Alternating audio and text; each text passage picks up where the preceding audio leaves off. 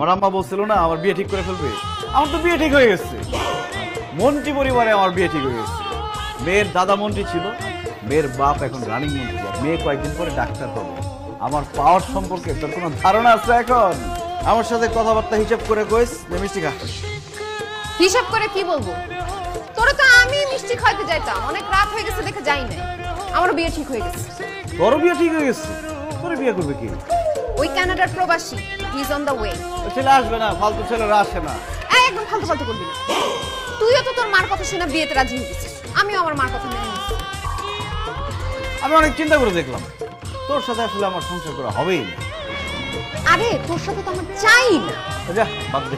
শোন, যেহেতু আমি মন্ত্রী পরিবারের জামাই হতে যাচ্ছি, ধরে নিতে পারছ আমিও একরকম মন্ত্রী। তো কোনো জায়গায় যদি বিপদ আপদে পড়স, আমার জাস্ট একটা ফোন কল দিস, সেকেন্ডে সব সলভ করে দিবি। আর তোর যদি টাকা পয়সা কোনো কিছু থাকে আমারে বলিস, আমি তো কানাডা চলে যাইতেছি, তোর ওখান থেকে ডলার পাঠাবো, ব্যাংকের অ্যাকাউন্ট নাম্বার দিয়ে যাস। তোর কাছে সাহায্য চাইছি আমি, ক্যানাডা বানান করতে পারবি? ক্যানাডা সব মিষ্টি খা।